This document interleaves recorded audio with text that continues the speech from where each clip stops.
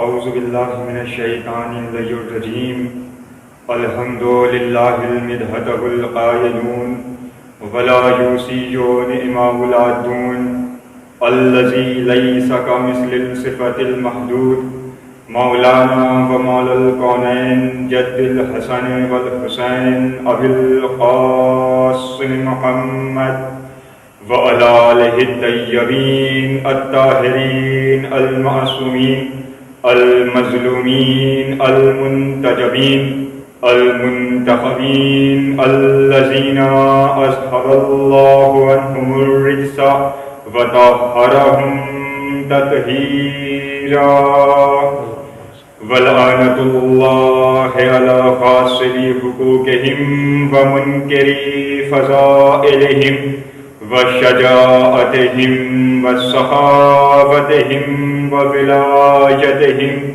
وعظمتہم وعطاشتہم اجمعین اما بعد فقد قال رسول اللہ صلی اللہ علیہ وآلہ وسلم یا علی حبک تقوی والایمان وبغضک کفر والنفاق۔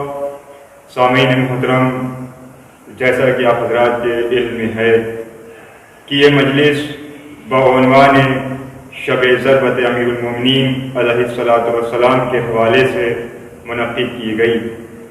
ظاہر سی بات ہے کہ یہ ذکر وہ ذکر ہے کہ جو ہر حالات میں ہر دور میں ہوتا رہا، کوئی بھی دور رہا ہو، کتنی بھی مشکلات کا دور رہا ہو، لیکن یہ ذکر کبھی بھی نہیں رکا۔ یہ ذکر روز اول سے ہے اور انشاءاللہ روز آخر تک قائم و دائم رہے گا۔ یہ الگ مسئلہ ہے کہ کبھی کبھی مصلحت کے تحت یا کسی اور وجوہات کے تحت اس ذکر کے اوقات میں کمی آئی، وقت بدلتے گئے، جگہ بدلتی گئی، ذاکر بدلتا گیا، لیکن یہ ذکر آج بھی باقی ہے اور انشاءاللہ کل بھی باقی رہے گا۔ اور یہ ذکر کیوں نہ باقی رہے؟ کیونکہ اس ذکر کے بانی ہم اور آپ نہیں ہیں۔ لیکن توجہات مبذول رہے آپ حضرات کی کہ جس چیز کے بانی ہم اور آپ ہوتے ہیں، یعنی جس چیز کی ابتدا ہم نے یا آپ نے کی ہو، وہ چیز تو ایک دن ختم ہو سکتی ہے، لیکن جس چیز کی ابتدا خود اللہ نے کی ہو، جس چیز کی ابتدا خود اللہ نے کی ہو، اور اس ذکر کو ہم نے اور آپ نے محفوظ نہیں رکھا، بلکہ اس ذکر کو اللہ نے محفوظ رکھا ہے۔ خداوند کریم نے قرآن مجید میں ارشاد فرمایا کہ تم ہمارا ذکر کرو، میں تمہارا ذکر کروں گا۔ تو آل محمد نے کچھ اس انداز سے اللہ کا ذکر کیا کہ آج تک ہر اذان میں اللہ کا نام باقی ہے۔ تو یہ اللہ کا بھی وعدہ تھا نا کہ تم میرا ذکر کرو، ہم تمہارا ذکر کریں گے۔ تو جس اذان میں اللہ کا ذکر ہے، اسی اذان میں محمد کی رسالت کا ذکر بھی ہے، اسی اذان میں علی کی ولایت کا ذکر بھی ہے۔ آج دشمنان اگر مٹانا چاہتے ہیں عزاداری کو، اگر اس ذکر کو ختم کرنا چاہتے ہیں، تو میں ان سے فقط یہ ایک جملہ کہنا چاہتا ہوں کہ تم عزاداری کو بعد میں مٹانا، پہلے ذکر اللہ کو ختم کرو بھائی، کیونکہ جب اللہ کا ذکر باقی رہے گا، جب اللہ کا تذکرہ باقی رہے گا، جب تک کہ اللہ کا ذکر رہے گا، جب تک کہ آل محمد کا ذکر رہے گا۔ اگر یہ دشمنان عزاداری کو مٹانا چاہتے ہیں، ذکر آل محمد کو مٹانا چاہتے ہیں، تو انہیں چاہیے پہلے اللہ کا ذکر ختم کریں، انہیں چاہیے پہلے ذکر اللہ کو ختم کریں، کیونکہ جب تک کہ اللہ کا ذکر باقی رہے گا، جب تک کہ آل محمد کا ذکر باقی رہے گا، آپ حضرات جہاں جہاں مجلس سماعت فرما رہے ایک صلوات پڑھیں عظمت آل محمد پر۔ اب غور فرمائیے کہ جب تک کہ اللہ کا ذکر باقی رہے گا، جب تک آل محمد کا ذکر باقی رہے گا۔ آج جن کے سلسلے کی یہ مجلس ہے، یعنی ہمارے اور آپ کے پہلے امام غالب کل غالب امیر المومنین حضرت علی ابن ابی طالب علیہ السلام، آپ کی پوری زندگی کس انداز سے آپ نے زندگی کو گزارا، لمحے لمحے ہمیں سکھایا کہ دیکھو اللہ کی عبادت کس طریقے سے کی جاتی ہے، اللہ کی عبادت کس طریقے سے اور خوف پروردگار کس طریقے سے اختیار کیا جاتا ہے۔ آپ کے سامنے رسول خدا کی جس حدیث مبارکہ کو تلاوت کیا اس میں یہی اعلان ہو رہا ہے کہ اے علی آپ کی محبت تقویٰ اور ایمان ہے اور آپ سے بغض کفر و نفاق ہے۔ تو یہ ہمارا اور آپ کا بھی عمل ہے کہ ہم رسول کی اس حدیث پہ کس حد تک عمل پیرا ہوتے ہیں۔ آج ہمیں یہ دیکھنا چاہیے، میں اب ہمیں یہ اس لیے کہہ رہا ہوں کیونکہ پہلے یہ ہوتا تھا کہ کچھ مخالفین اعتراض کرتے تھے مولا علی کے معجزات پر، ان کے فضائل پر، ان کے مراتب پر، لیکن آج ہم یہ دیکھ رہے ہیں کہ کچھ اپنے بھی اس میں شامل ہیں۔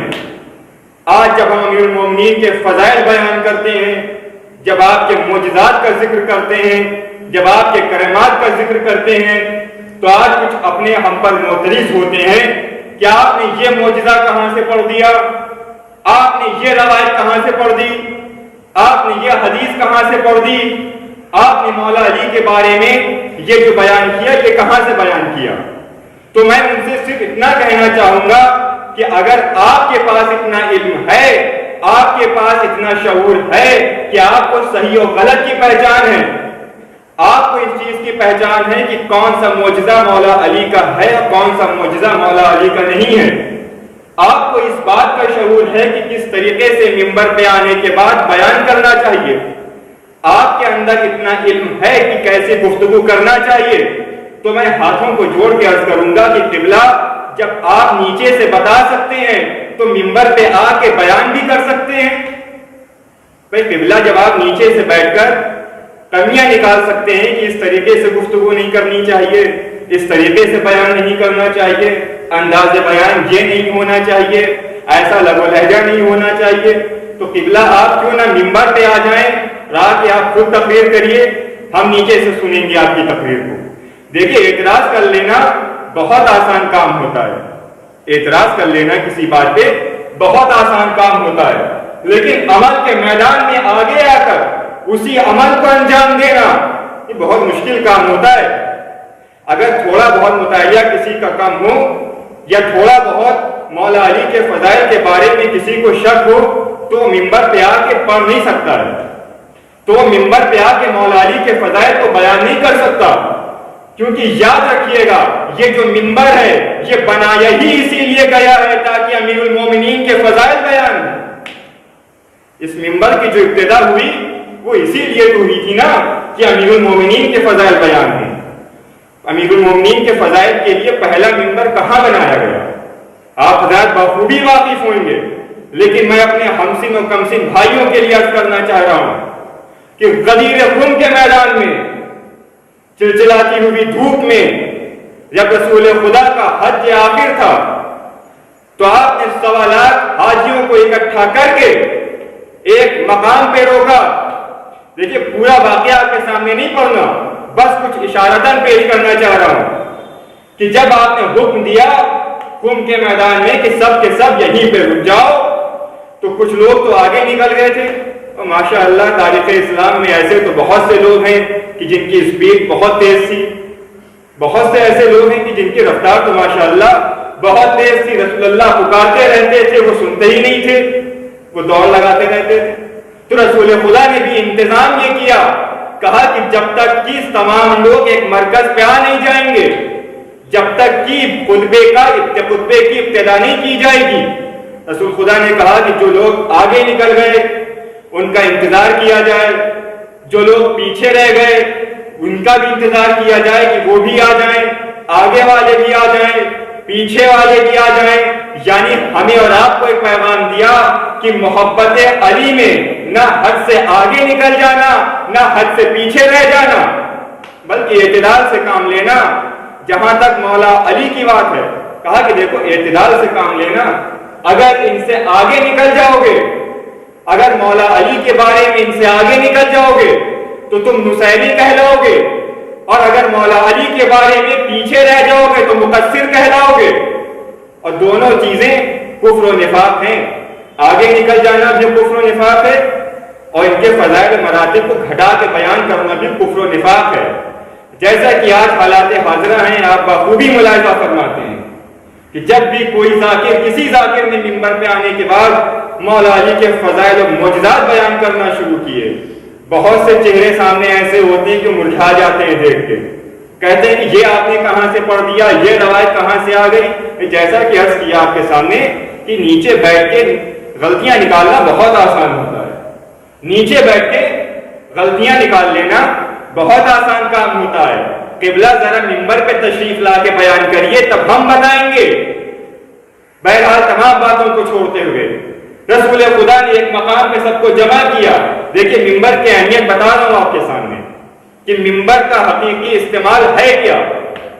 رسول اللہ نے تمام حاجیوں کو اکٹھا کیا، جب سب آ گئے، بزرگان اسلام بھی آ گئے، بڑے بڑے اصحاب بھی آ گئے، جب سب آ گئے اب رسول خدا ممبر پہ گئے۔ بھائی سب کے ذہن میں ہوگا کہ شاید رسول اللہ کا یہ آخری حج ہے تو کچھ نصیحت کریں گے، نماز کی تاکید کے بارے میں بیان کریں گے، روزوں کے بارے میں بیان کریں گے، حج کی فضیلت کو بیان کریں گے، خمس و جہاد کے بارے میں بیان کریں گے، جہاد کے بارے میں بیان کریں گے۔ بھائی جہاد کی باتیں تو یہ لوگ بڑے غور سے سنتے تھے، لیکن جب وقت جہاد آتا تھا تو رائے قرار اختیار کر لیتے تھے۔ بہرحال ان لوگوں ذہن میں یہ سب چیزیں تھیں کہ شاید اسلام کی کسی بنیادی عبادت کے بارے میں یہ تذکرہ کریں گے کہ دیکھو میں اس دنیا سے جا رہا ہوں لیکن نمازوں سے غافل نہ ہونا، میں اس دنیا سے جا رہا ہوں لیکن ہرگز ہرگز روزوں کو نہ چھوڑنا، میں اس دنیا سے جا رہا ہوں ہرگز ہرگز بیت اللہ کو نہ چھوڑنا۔ ان لوگوں کے ذہن میں یہی سوالات تھے کہ شاید رسول یہی سوال کریں گے، اسی کے بارے میں تحقیق کریں گے۔ لیکن جب رسول منبر پہ آئے، حمد و ثنا کی، پروردگار کا شکر کیا، اس کے بعد مولا علی کی طرف دیکھا اور اشارے سے مولا علی کو بلایا۔ مولا علی منبر پہ قدم رکھتے ہوئے رسول اللہ کے برابر میں کھڑے ہو گئے۔ جب رسالت اور امامت برابر میں آ گئی، کیونکہ اب رسالت کو اس دنیا سے پردہ کرنا تھا نا، لہذا آفتاب رسالت نے آفتاب امامت کو اپنے دونوں ہاتھوں پہ اٹھایا اور اٹھانے کے بعد کہا من کنتم مولا ہو۔ دیکھیے جملوں پہ غور کریے گا، بہت سے ذاکرین اور بہت سے افراد پڑھ کے گزر جاتے ہیں لیکن ہمسن و کمسن بھائی اس پہ غور و فکر نہیں کر پاتے۔ کہا من کنتم مولا ہو فہذا علی مولا، جس کا میں مولا ہوں اس کا یہ علی مولا ہے۔ دیکھیے رسول اللہ نے یہ نہیں کہا کہ سب کے علی مولا ہے، کہ بہت باریک بات پیش کر رہا ہوں آپ کے سامنے۔ رسول خدا نے یہ نہیں کہا کہ یہ علی سب کے مولا ہے، کہ من کنتم مولا ہو، جس کا میں مولا ہوں۔ پہلے تو اس جس کو سمجھنا پڑے گا کہ یہ جس ہے کون، جس کا میں مولا ہوں۔ یعنی ایک بات تو صاف ہے کہ رسول اللہ ہر ایک کے مولا نہیں ہے، کہ جس کا میں مولا ہوں، یعنی جس نے حقیقی طور سے رسول اللہ کو تسلیم کیا ہو، جس نے حقیقی طور سے رسول اللہ کو تسلیم کیا ہو۔ خالی بز میں بیٹھ جانا، خالی اپنے آپ کو صحابی کہہ لینا یہ کافی نہیں ہوتا ہے۔ اگر صحابی کہا ہے تو ہر میدان میں آپ صحابیت دکھائیے، اپنی تکتبات ہے۔ صحابی فقط محفوظ مقام میں بننا اور ہے، جنگ کے میدان میں نصرت کرنا اور ہے۔ صحابی بن کے خالی محفوظ مقام پہ رسول اللہ کے ساتھ بیٹھ جانا یہ کوئی صحابیت نہیں ہے۔ حقیقی صحابی رسول اللہ کا وہی ہے کہ جو میدان جنگ میں رسول اللہ کے ساتھ ساتھ ہو، کہ جو رسول کے قول پہ کبھی شک نہ کرے، رسول کی بات پہ کبھی انکار نہ کرے۔ بھائی حقیقی صحابی تو وہ ہوتا ہے کہ جو رسول اللہ کے قول پر عمل کرتے ہوئے زندگی کو گزارے۔ یہ تو بہت دور کی بات ہے کہ رسول اللہ کوئی چیز طلب کرے اور کوئی نہ دے۔ یہ دیکھیے بزرگان اسلام، رسول اللہ نے آخری وقت کیا کہا تھا؟ لاؤ قلم و کاغذ، میں تمہارے لیے ایک نوشتہ لکھ دوں تاکہ میرے بعد گمراہ نہ ہو۔ تو بزرگان اسلام نے کہا کہ رسول اللہ کو قلم و کاغذ نہ دینا، ان کے اوپر بخار کا اثر ہو گیا، یہ ہذیان کہنے لگے۔ ماشاءاللہ ہم کو پتا چلا کہ صحابی ایسے بھی ہوتے ہیں، صحابی ایسے بھی ہوتے ہیں۔ یاد رکھیے گا کہ اپنے آپ کو رسول اللہ کا صحابی کہنا اور ہے، ہمیں تاریخ کے اولاد میں وہ ہستیاں دکھاؤ کہ جن کو رسول اللہ نے کہا ہو سلمان و منا اہل البیت، جن کو رسول اللہ نے کہا ہو۔ بھائی اپنے آپ تو کوئی بھی کہہ لے، اپنے آپ تو ہم بھی کسی کے بڑی ہستی سے منسوب کر لیں کہ ہم ان کے ماننے والے ہیں، وہ ہم کو بہت چاہتے ہیں. کبھی انہوں نے بھی کہا کہ سرکار ہمارے دوست ہیں، کبھی انہوں نے بھی کہا کہ یہ ہمارے قرابت دار ہیں. مسئلہ یہ نہیں ہے کہ ہم کہیں، مسئلہ یہ ہے کہ بڑی ہستی ہمیں اپنی طرف منسوب کرے. بہرحال مولا علی کو ممبر پہ بلایا، مولا کائنات ممبر پہ آئے. آنے کے بعد دونوں ہاتھ سے رسالت نے امامت کو اٹھایا، کہا من کنت مولا فہذا علی مولا، جس کا میں مولا ہوں اس کے یہ علی مولا ہیں. آج یہ بحث نہ کیا کریے کہ علی کو سب نہیں مانتے، آج یہ بحث نہ کیا کریے کہ علی کو سب تسلیم نہیں کرتے. بھائی علی کو سب تسلیم کر ہی نہیں سکتے، اس لیے کیونکہ رسول اللہ نے ارشاد فرمایا من کنت مولا ہو، جس کا میں مولا ہوں اس کے صرف علی مولا ہے. بھائی جس نے رسول اللہ کو نہ تسلیم کیا ہو، جس نے رسول اللہ کو نہ تسلیم کیا ہو، وہ علی کی ولایت کو کہاں سے تسلیم کرے گا؟ مسئلہ تو یہ ہے نا، جس نے رسول کی رسالت نہ تسلیم کیا ہو وہ علی کی ولایت کو کیسے تسلیم کر سکتا ہے؟ جس کو رسول کی زبان پہ شک ہو، جس کو قول رسول پہ شک ہو، وہ امیر المومنین کی ولایت کو کبھی بھی قبول نہیں کر سکتا. رسول خدا نے فرمایا میں جس کا مولا ہوں اس کے یہ علی مولا ہے، اور آج کے بعد جو بھی فیصلہ علی کریں گے وہ تمہارے اوپر حرف آخر ہوگا. اس پہ چوم و چھیڑا نہ کرنا، اس پہ یہ نہ کہنا کہ علی نے یہ کہہ کیسے دیا، علی نے یہ اپنی جانب سے کہا، یہ اللہ کا حکم تھا. بھائی رسول اللہ تو کہے گئے کہ جو علی کہیں گے وہ ہم کہیں گے، یعنی جو علی کا قول ہوگا وہ میرا قول ہوگا، جو علی کا عمل ہوگا وہ میرا عمل ہوگا. بھئی آپ غور فرمائیے کہ کس انداز سے رسالت نے امامت کا تعارف کرایا غدیر خم کے میدان میں. یہ واقعہ پیش کرنے کا مقصد صرف اور صرف یہ تھا کہ آپ کے سامنے ممبر کی عظمت کو بیان کیا جائے کہ ممبر کی عظمت ہے کیا.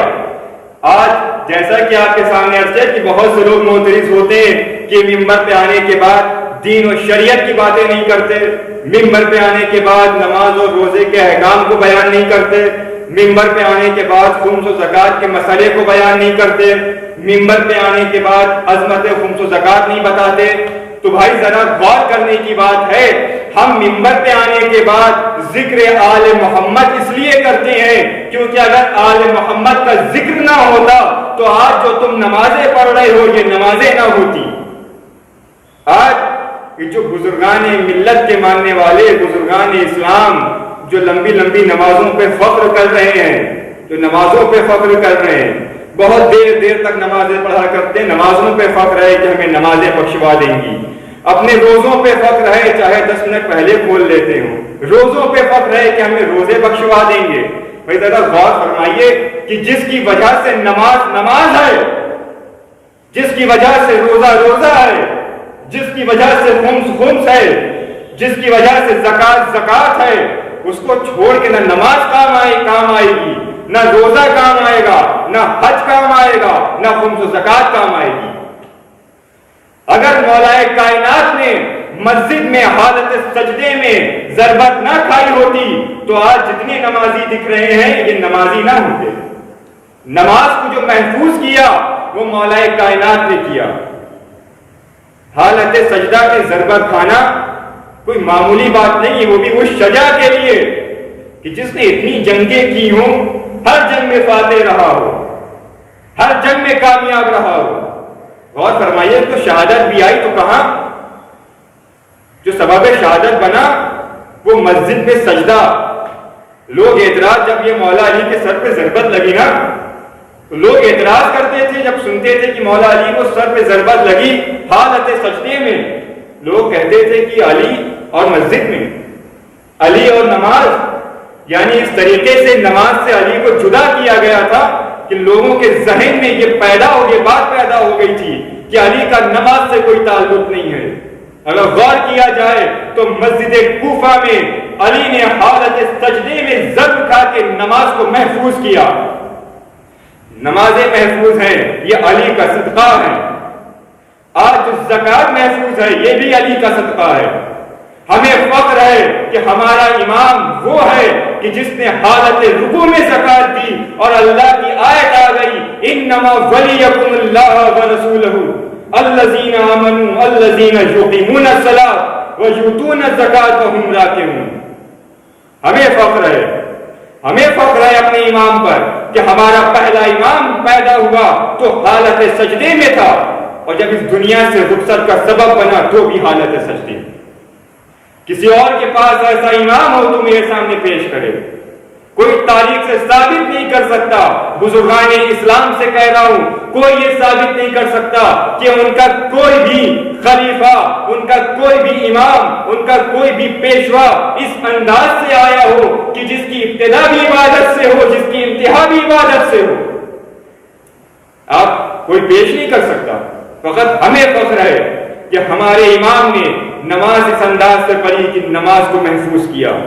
ہمارے امام نے روزہ اس انداز سے رکھا کہ خود تو بھوکے رہے لیکن سائل کو بھرپیٹ کھانا دیا. ہمارے امام نے زکات اس انداز سے دی کہ اللہ کی مرضی، اللہ نے آیت بھیج دی کہ تمہارا ولی صرف اور صرف علی ہے. دیکھیے اعتراض کرنے والے صرف آج کے دور میں نہیں ہے، ماشاءاللہ اس دور میں تو بزرگان تشریف فرما تھے، بزرگان قوم و ملت تشریف فرما تھے. آج بزرگان قوم و ملت کچھ اعتراض کریں تو غم نہ کیا کریے بھائی، یہ اس زمانے سے ان کی سیرت چلتی ہوئی آ رہی ہے. آج جو اعتراض کرے سمجھ جائیے گا ان کا سلسلہ وہی والوں سے ہے. جب یہ آیت نازل ہوئی کہ تمہارا ولی صرف اور صرف اللہ ہے، اس کا رسول ہے، اور وہ کہ جو حالت ہے نماز میں زکات دیتے ہیں. دیکھیے مولا علی کے فضائل ہر ایک کے بس کی بات نہیں ہے کہ وہ قبول کر سکے. اس کے لیے ذات کا پاک ہونا ضروری ہے، کردار کا پاک ہونا ضروری ہے، خاندان کا درست ہونا ضروری ہے. جب مولا علی کے فضائل کوئی بے ضرب سنتا ہے تو وہ انکار کرتا ہے، اور کوئی ضربدار سنتا ہے تو وہ ابوذر بن جاتا ہے. دیکھیے جب یہ آیت مولا علی نے جب حالت رکوع میں سائل کو انگوٹھی دی، زکات دی، تو آئے کچھ لوگ رسول خدا کے پاس. بھائی ان کو تو موقع چاہیے کہ علی کوئی ایسا عمل کریں کہ ہم علی کی شکایت رسول اللہ سے کریں. آئے رسول اللہ کی خدمت میں، ان کو یہ علم نہیں ہے کہ کس کی شکایت لے کے کس کی خدمت میں جا رہے ہیں. آئے رسول اللہ کے پاس، کہا رسول خدا آج مسجد میں بہت ہی عجیب و غریب واقعہ رونما ہوا. رسول خدا نے پوچھا یہ بتاؤ کہ ہوا کیا. اب سب نے اپنے آپ نے قد کو اونچا کر کے، ویسے بھی ماشاءاللہ لمبے لمبے سب تھے، اپنے قد کو اونچا کر کے کہا کہ رسول اللہ میں بتاؤں. کہا کہ بتاؤ کہ ہوا کیا. کہا کہ رسول خدا جیسا کہ آپ نے تعلیم دی، آپ نے حکم دیا کہ حالت نماز میں کوئی شخص جان بوجھ کر اپنے اعضائے جسمانی کو حرکت دے تو اس کی نماز باطل ہو جاتی ہے. یہ غور فرمائیے کہ کس کی شکایت لے کے آئے. جیسے آج دیکھیں میں دور حاضرہ سے ملاتا ہوا چل رہا ہوں، جیسے آج بہت سے لوگ معترض ہوتے ہیں، اعتراض کرتے ہیں کہ سستانی صاحب کا یہ فتویٰ ہے، خامنئی صاحب کا یہ فتویٰ ہے، انہوں نے یہ کہہ دیا. بھائی جس کو فتوے میں اور جس کو حکم میں فرق نہ پتا ہو اسے یہ کہنے کا حق بھی نہیں ہے کہ انہوں نے یہ کہا ہے. دیکھیے فتویٰ اور ہوتا ہے، حکم اور ہوتا ہے. جو فتویٰ ہوتا ہے وہ ہوتا ہے کہ اس پہ عمل کرنا ہی پڑے گا. فتویٰ اس چیز کا نام ہوتا ہے کہ ہمیں اس پہ عمل پیرا ہونا ہی ہے. اور حکم ہوتا ہے ایک حکم صادر ہوتا ہے، یعنی وہ عام بات ہوتی ہے، ان کی اپنی رائے ہوتی ہے. اب آج عزاداری کے حوالے سے فتوے منگائے جا رہے ہیں، مجلس کے حوالے سے فتوے منگائے جا رہے ہیں کہ کس انداز سے ہونی چاہیے، رسوم عزاداری کے حوالے سے فتوے منگائے جا رہے ہیں، اور سوال بھی اتنے گھما پھرا کے کیے جاتے ہیں کہ عزاداری میں یہ کرنا چاہیے نہیں کرنا چاہیے، عزاداری میں یہ ہونا چاہیے نہیں ہونا چاہیے، زری کو سجدہ کرنا چاہیے نہیں کرنا چاہیے، ذوالجناح کو سجدہ کرنا چاہیے نہیں کرنا چاہیے، قم و زنجیر کا ماتم کرنا چاہیے نہیں کرنا چاہیے، کس انداز سے کرنا چاہیے، کہاں کرنا چاہیے، کیسے کرنا چاہیے. تو یہ سوالات بھی اتنے گھما پھرا کے پوچھتے ہیں کہ سوال کرنے سے سمجھ میں آتا ہے کہ ان کے عقل کا معیار کتنا ہے. بھائی ویسے ہی رسول خدا کی خدمت میں بھی آ گئے. رسول اللہ نے یہ حکم دیا تھا، یہ عام امت کے لیے حکم دیا تھا، یہ امت کے حکم کو امیر المومنین کے حکم سے ملا رہے ہیں. رسول اللہ نے جو حکم دیا تھا یہ اپنی امتی کو دیا تھا، جو رسول اللہ کی امت ہے ان کو حکم دیا تھا. کہ نماز کی حالت میں اعضائے جسمانی کو ہلانے سے نماز باطل ہو جاتی ہے. اور یہ صادر کس کے اوپر کر رہے ہیں؟ کس کے اوپر حکم کو لاگو کر رہے ہیں؟ کہ جو روح ہے نماز ہے، جو روح ہے عبادت ہے، کہ جو جان ہے نماز ہے. کر رسول خدا علی کی نماز باطل ہو گئی. غور فرمائیے گا جہاں جہاں فضائل مجلس کو سن رہے ہیں. کہا کہ علی کی نماز باطل ہو گئی. رسول اللہ نے سنا، رسول اللہ بھی ان کے مزاج سے خوب واقف تھے. رسول اللہ نے بھی فوراً کہا کہ جاؤ جاؤ، علی کی نماز باطل نہیں ہوئی. علی کا یہ عمل اللہ کو اتنا پسند آ گیا کہ اللہ نے قرآن میں آیت بھیج دی کہ آج کے بعد سے یہ علی تمہارے ولی ہیں. آیت سے شکایت کرنے کے لیے علی کی اطاعت گلے پڑ گئی. آیت سے علی کی شکایت کرنے کے لیے کہ رسول اللہ سے شکایت کریں گے، رسول اللہ ہم سے کہیں گے کہ چلو علی کے پاس لے کے چلو، ہم علی سے پوچھیں گے کہ ایسا عمل کیوں انجام دیا، علی کی نماز باطل ہو گئی. یہ آیت اس منصوبے سے تھے نا. لیکن جب رسول اللہ نے آیت سنائی سب کی گردنیں جھک گئی. بہت سے واقعات ہیں. اس کے بعد ایک صاحب نے کوشش کی، انہوں نے بھی پلاننگ کے تحت نماز پڑھائی، اپنے چاہنے والوں کو پیچھے سیٹ کیا کہ دیکھو ہم نماز پڑھیں گے.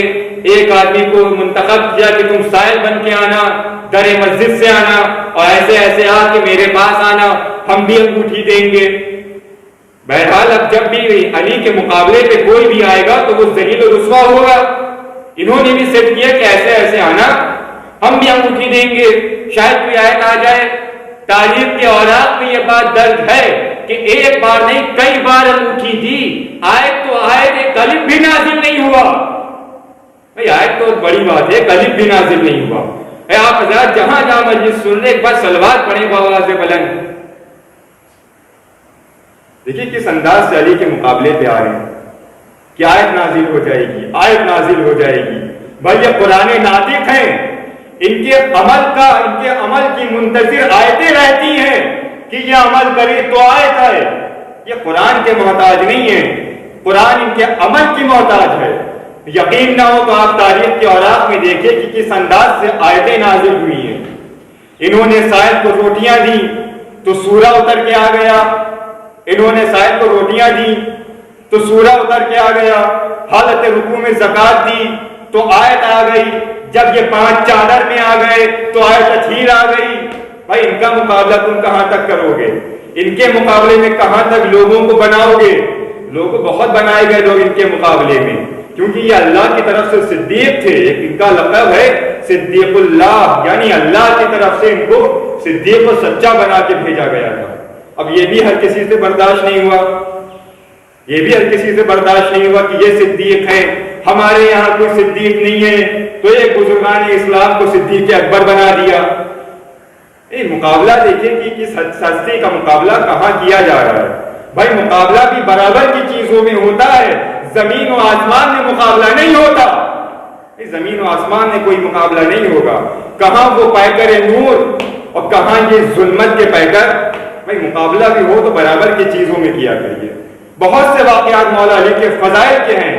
بس آپ کے سامنے ایک واقعہ عرض کروں کہ مولا علی کے علم کا اندازہ لگائیے کہ ان کے مقابلے پہ جو آتا ہے وہ رسوائی اس دنیا میں بھی ہوتا ہے، آخرت میں بھی انشاءاللہ ہوگا جو بھی ان کے مقابلے پہ آئے.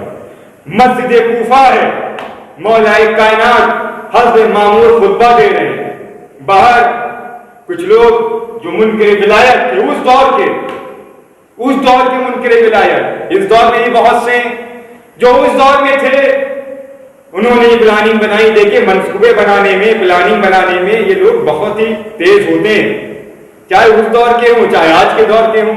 کیسی کیسی سازشیں ہوتی ہیں عزاداری کے خلاف، کیسی کیسی سازشیں ہوتی ہیں ولایت کے خلاف. پلاننگ بنائی کہ یہ علی روز دعویٰ کرتے ہیں سلونی کا، روز دعویٰ کرتے ہیں جو پوچھنا ہو پوچھو، روز دعویٰ کرتے ہیں کہ ہمیں علم غیب ہے، روز دعویٰ کرتے ہیں کہ ہم غیب کی چیز کا علم رکھتے ہیں. انہوں نے ایک یہودی عالم کو، دیکھیے خود تو اگر اتنے پڑھے لکھے ہوتے تو اپنے میں سے کسی کو منتخب کر لیتے. ایک یہودی عالم کو کہ جس کے پاس آسمانی کتابوں کا کچھ علم تھا، کہ جس کے ذریعے سے وہ کچھ دیر میں غیب کی چیزوں کو جان جاتا تھا، غیب کی چیزوں کا علم ہو جاتا تھا.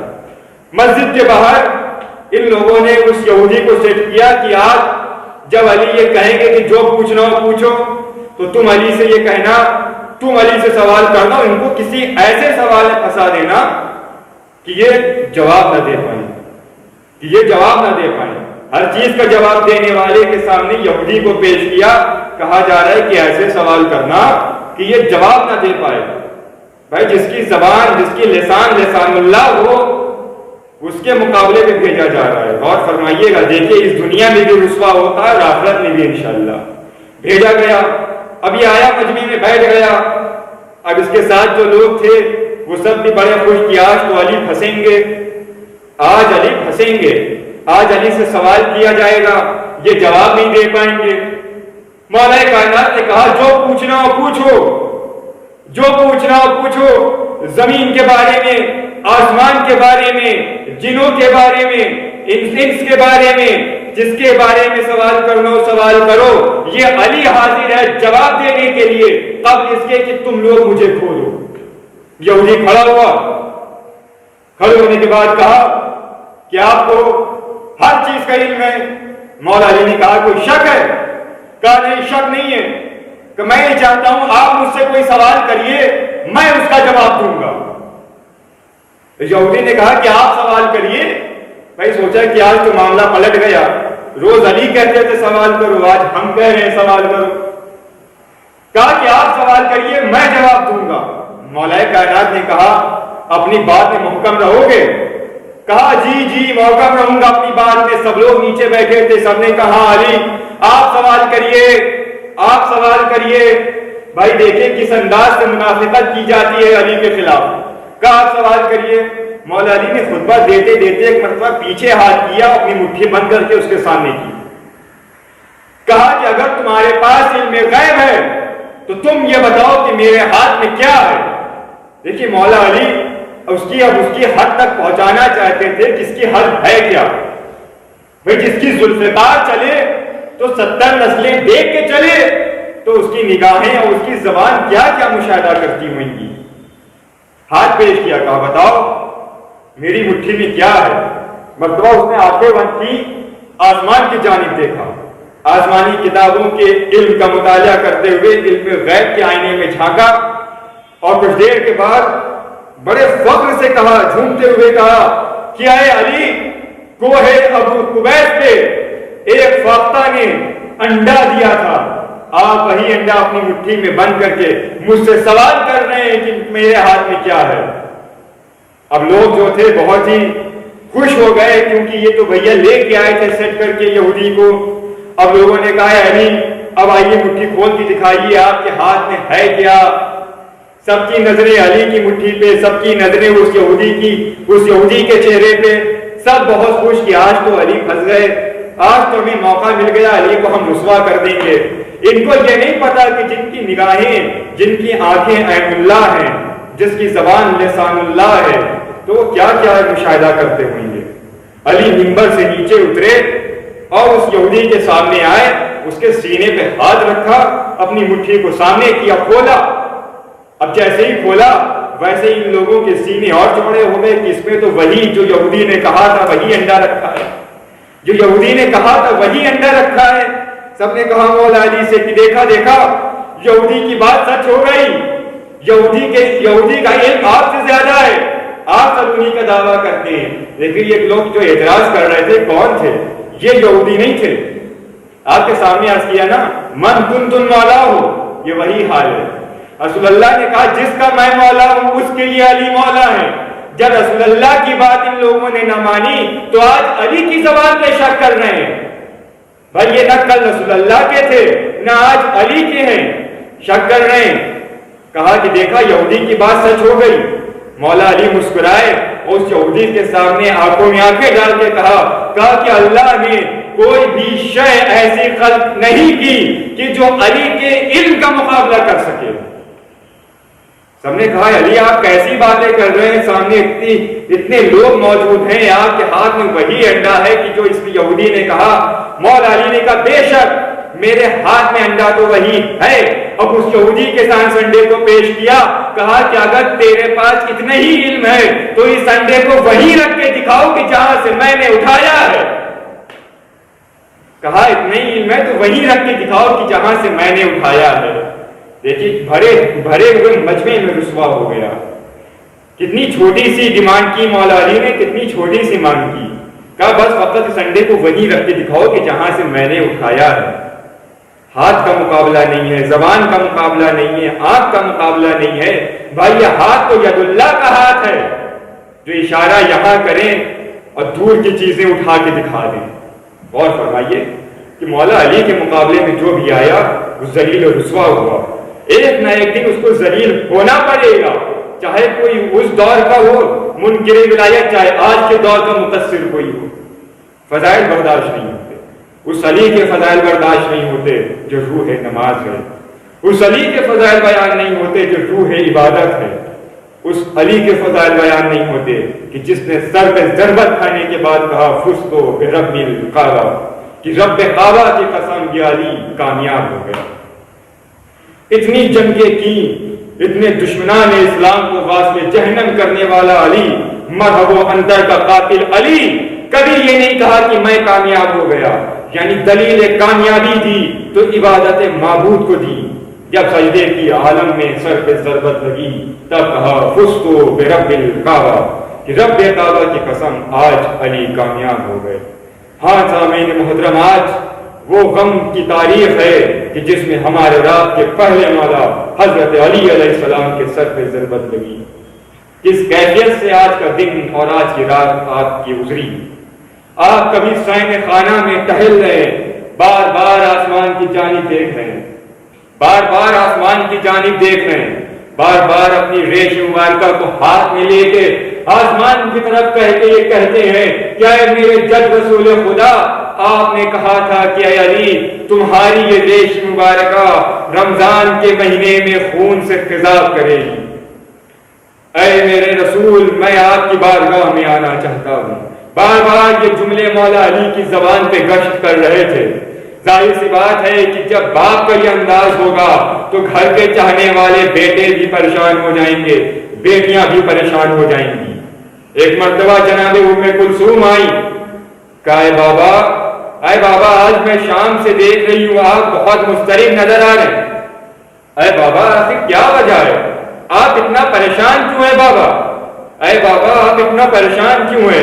ایک مرتبہ مولا علی نے جناب ام کلثوم کو سینے سے لگایا, ارے گھر کی چھوٹی بیٹی ہے نا, میں کہوں گا اے مولا علی ارے ذرا کربلا کے میدان میں دیکھیے جب سکینہ بار بار اپنے بابا کو یاد کرتی تھی, شمر تماچے مارتا تھا, کوئی چپ کرانے والا موجود نہیں تھا.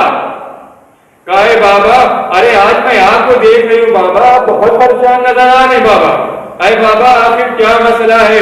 جناب ام کلثوم سے تو کچھ نہیں کہا, زینب کو اشارہ کیا, اے زینب تم آؤ, اے زینب آؤ. زینب آئیں, زینب کو سینے سے لگا لیا, ایک جملہ کہا کہ اے زینب اب تمہارا بابا اس دنیا میں کچھ دن کا مہمان ہے. زینب اے زینب اب تم اپنے بابا کی زیارت سے مشتاق نہیں ہو پاؤ گی. زینب یہ کہنا تھا. زینب زاروں قطار رونے لگی.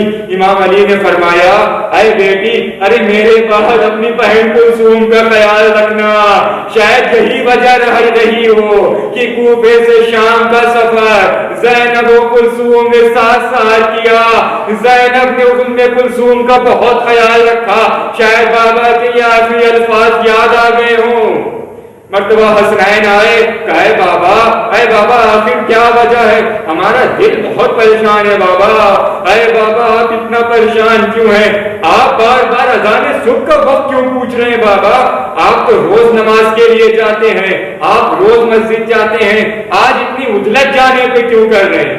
حسنین کو گلے سے لگایا, کہے میرے فرزند ارے تمہارے نانا نے وصیت کی تھی کہ سن 40 ہجری کا رمضان ہوگا اور تمہارے بابا کی ریش مبارک خضاب خون سے تر ہو جائے گی. میں اس لمحے کا انتظار کر رہا ہوں حسنین, اے حسنین میں اس لمحے کا انتظار کر رہا ہوں. جاؤ تم سب جا کے سو جاؤ, ابھی نماز صبح میں وقت ہے بیٹوں, جاؤ سو جاؤ جا کے. ایک مرتبہ حسنین نے ہاتھوں کو جوڑا، کہے بابا ارے کیسے ممکن ہے کہ جس کا علی جیسا بابا اتنا پریشان ہو اور اس کے بچے آرام سے بستر استراحت پر آرام کریں؟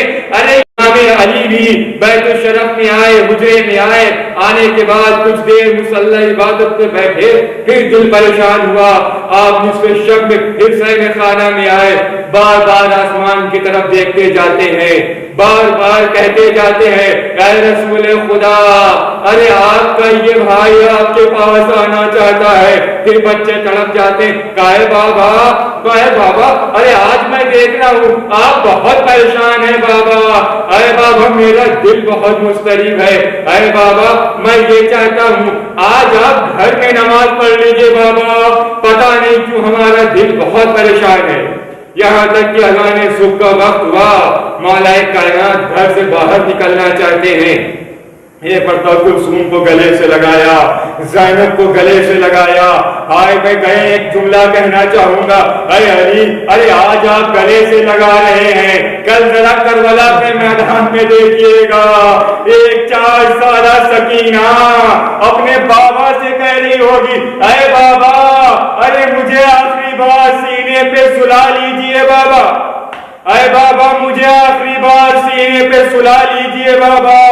امام حسین کو پتا تھا کہ اب یہ میرا آخری دیدار کر رہی ہے۔ اے امیر المومنین میں آپ سے عرض کرنا چاہوں گا کہ ارے آپ کے سر پہ ضربت لگے گی، آپ دوبارہ بیت الشرف میں آئیں گے، آپ کے چاہنے والے موجود ہیں، آپ کا دور حکومت ہے، لیکن ذرا بعد از قتل حسین کربلا کے میدان میں دیکھیے سیاہ آندھیاں چل رہی تھی، کوئی حسین پہ سکینہ کو رونے نہیں دے رہا تھا۔ جزاکم اللہ خیر الجزا۔ امیر المومنین بیت الشرف سے نکلنا چاہتے ہیں کہ اتنے میں آپ کے گھر میں چند مرغابیاں پلی ہوئی تھی۔ بہت ہی مشہور و معروف روایت ہے کہ جب آپ بیت الشرف سے نکلنے کا ارادہ کرتے تھے تو وہ اپنی زبانی بے زبانی میں شاید کہتی ہوں اے میرے آقا، اے امیر المومنین ارے آج آپ مسجد کو نہ جائیے، یہ آپ کی آخری نماز ہے۔ بار بار اپنی منقار سے مولا کے دامن کو پکڑ لیتی تھی۔ مولا نے ان کے سر پہ ہاتھ پھیرا، حسنین سے ایک جملہ کہا جو قیامت کا جملہ ہے، اگر غور کر سکیے گا تو غور کریے گا کہ کس انداز سے مولا نے فرمایا، وصیت کی کہ میرے بیٹو حسنین ارے میرے بعد اگر ان کی بھوک و پیاس کا اہتمام کر سکنا تو انہیں گھر میں رکھنا۔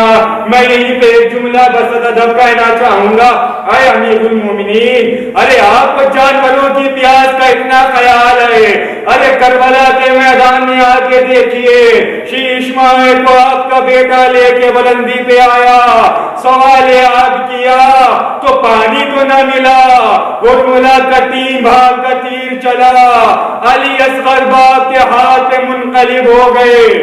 میں کہوں گا امیر المومنین ہاں آپ کی مصیبت بہت زیادہ ہے، لیکن ذرا اس منظر کو میری اس منظر کو یاد کریے کہ جب حسین شیش ماہے کو لے کے در خیمہ پہ آئے، بار بار آگے جاتے ہیں، بار بار پیچھے آتے ہیں، ایک باپ کس انداز سے اپنی چھوٹے سے بچے کی میت کو لے کے گھر میں جائے۔ میں کہوں گا امیر المومنین آپ کی مصیبت بہت زیادہ ہے، لیکن آپ کے ساتھ پورا کوفہ ہے، آپ کے چاہنے والے بیٹے موجود ہیں، لیکن ایک بیٹا کربلا کے میدان میں بعد قتل حسین اس بیٹے کو غسل و کفن کرنے کا موقع بھی نہیں ملا کہ وہ اپنے بابا کو سپرد لحد کرتا، ہاتھوں میں ہتھکڑی، گلے میں توق، پاؤں میں زنجیر، ہائے عابد بیمار کس طریقے سے اپنے باپ کو سپرد لحد کرے۔ بار بار مرغابیاں مولا علی کو جانے سے روکتی تھی۔ حسنین سے کہا اے بیٹا اگر میرے بعد خیال رکھ سکنا تو ان کو اپنے گھر میں رکھنا، ان کو آزاد کر دینا۔ یہ کہہ کے آپ بیت الشرف سے نکلنا چاہتے تھے۔ تاریخ کے اوراق میں درج ہے کہ گھر کے دروازے میں لگی ہوئی زنجیر مولا کے بازو سے لپٹ گئی۔ شاید وہ بھی زبانے بے زبانی سے کہتی ہوں اے امیر المومنین، اے روح کائنات، ارے آج آپ مسجد نہ جائیے، یہ آپ کی آخری نماز ہے۔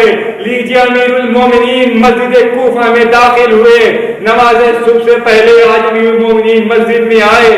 آنے کے بعد دیکھیے یہ کائنات کا پہلا مقتول ہے کہ جس نے خود ہی اپنے قاتل کو اٹھایا، دیکھا کہ در مسجد پہ لیٹا ہوا، خدا لعنت کرے ابن ملجم پر الٹا لیٹا ہوا ہے۔ امام نے ٹھوکر ماری، کہا ابن ملجم اٹھو، نماز صبح کا وقت ہو گیا، تم اپنے کام میں مصروف ہو جاؤ، میں اپنے رب کی عبادت میں مصروف ہو جاتا ہوں۔ آج کا وہ دن تھا کہ علی گلدستہ اذان پہ آئے، علی گلدستہ اذان پہ آئے۔ مرتبہ علی نے کہا اللہ اکبر۔ میں کہنا چاہوں گا اے اہل کوفہ، ارے علی کی اذان کو غور سے سن لو، آج کے بعد سے یہ لہجہ کوفے کی گلیوں میں نہیں گونجے گا، یہ علی کی آخری اذان ہے۔ کوفے کے در و دیوار سے جواب آیا، اللہ اکبر، اللہ اکبر کی صدائیں کوفے میں گونجنے لگی۔ حسنین تڑپ گئے، دوڑتے ہوئے مسجد میں آئے۔ زینب و کلثوم کا برا حال تھا۔ حسنین آئے، آنے کے بعد بابا کے ساتھ نماز ادا کی، یہاں تک کہ نماز صبح کا وقت آیا۔ اب مولا متقیان نے نماز صبح پڑھائی، آپ محراب مسجد میں تشریف لے گئے، نماز کے لیے کھڑے ہوئے، تکبیر کہی اللہ اکبر۔ ایسا محسوس ہو رہا تھا کہ جیسے زمین و آسمان سے اللہ اکبر کی صدائیں آ رہی ہوں۔ ہاں کیوں نہ آئے، یہ امیر المومنین کی آخری اذان ہے نا، روح نماز کی آخری اذان، روح عبادت کی آخری اذان، اللہ اکبر یہ کہہ کے آپ نے نماز کو شروع کیا۔ حسن آپ کے پیچھے تھے، حسن کے برابر میں حسین تشریف فرما تھے اور بھی نمازی تشریف فرما تھے۔ آپ نے پہلی رکعت کے سجدہ اولا سے سر اٹھانا چاہتے تھے کہ خدا لعنت کرے عبد الرحمن ابن ملجم پر کہ ایک ایسا وار کیا کہ امیر المومنین کا سر دو حصوں میں شکافتہ ہو گیا، دو حصوں میں تقسیم ہو گیا۔ امام نے مسجد کی مٹی کو اٹھا کے سر پہ ڈالا، ایک جملہ کہتے جاتے تھے، فزتو برب الکعبہ، فزتو برب الکعبہ، اے رب کعبہ کی قسم میں کامیاب ہو گیا۔ ارے یہ وہ وقت تھا جب زمین و آسمان کے درمیان جبریل نے صدا دی، اے اہل کوفہ اٹھو، اے اہل کوفہ دیکھو آج ارکان ہدایت منہدم ہو گئے، اے اہل کوفہ ارکان ہدایت منہدم ہو گئے، دین کا چراغ گل ہو گیا، محمد کا جانشین زخمی ہو گیا۔ آواز گونجی، قد قتل الامیر المومنین، قد قتل الامیر المومنین۔ ارے یہ وہ آواز تھی کہ جو پوری کائنات میں سنی گئی۔ کوفے کے لوگ مسجد میں آئے، مولا علی نے کہا بیٹا، اے بیٹا حسن، ارے پہلے نماز کو مکمل کرا لو، میں ایک جملہ کہنا چاہوں گا کہ اس بیٹے کے دل سے پوچھئے کہ جس نے باپ کا یہ عالم دیکھا ہو، علی جیسا شجاع باپ حسن نے کس طریقے سے نماز پڑھائی ہوگی، کیا کیفیت دل میں ہوگی کہ میرا باپ زخمی حالت میں ہے۔ تاکہ نماز تمام ہوئی، نماز مکمل کرائی، شہزادوں نے ایک گلیم کا انتظام کیا، ایک خاص طریقے کا کمبل منگایا گیا، اس میں امیر المومنین کو دکھایا گیا، چاہنے والے امیر المومنین کے ساتھ ہیں، چاہنے والے امیر المومنین کے ہمراہ ہیں، سب لے کے امام امیر المومنین کو چلے۔ جہاں پر جب بیت الشرف قریب آیا تو ایک مرتبہ امیر المومنین نے رش سے آنکھیں کھولی، امیر المومنین بیدار پائے گئے، آنکھیں کھولی، کہا بیٹا حسن، اے بیٹا حسن، ارے یہ چاہنے والے جو ہمارے ساتھ ہیں، یہ جو کوفے کے لوگ ہمارے ساتھ ہیں، ان سے کہہ دو کہ اب یہاں سے واپس چلے جائیں۔ امام حسن نے کہا اے بابا جان، اے بابا جان، یہ سب آپ کے چاہنے والے ہیں بابا، میں ان سے کہوں گا تو ان کو گرا گزرے گا، ان کو برا لگے گا۔ اے بابا جان، کیا میں جان سکتا ہوں کیا آخر ان کو ہٹانے کی کیا وجہ ہے؟ امیر المومنین نے ایک ایسا جملہ کہا کہ جس کو پڑھ کے دل تڑپ گیا۔ امیر المومنین نے کہا، اے بیٹا حسن، ارے میں نہیں چاہتا کہ ان نامحرموں کے کانوں میں تمہاری بہنوں کے رونے کی آواز جائے۔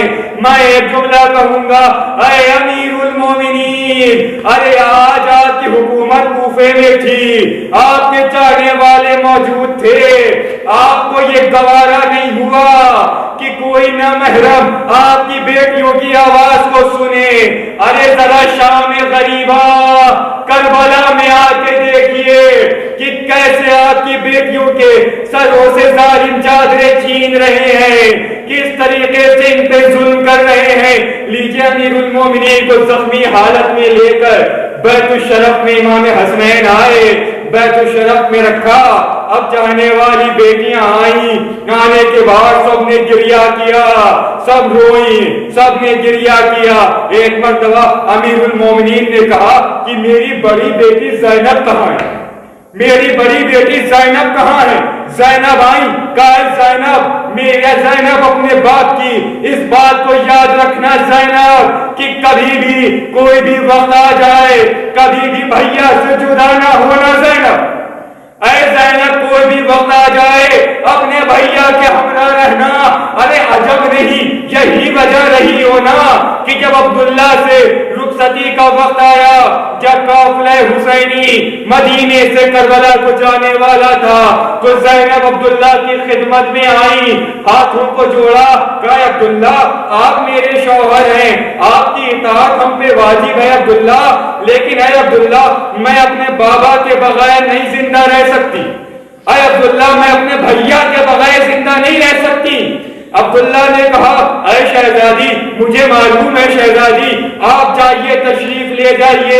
شہزادی نے ایک جملہ کہا، اے عبداللہ اگر آپ روکیں گے تو میں رک تو جاؤں گی، لیکن آج کے بعد میں زندہ نہیں رہوں گی۔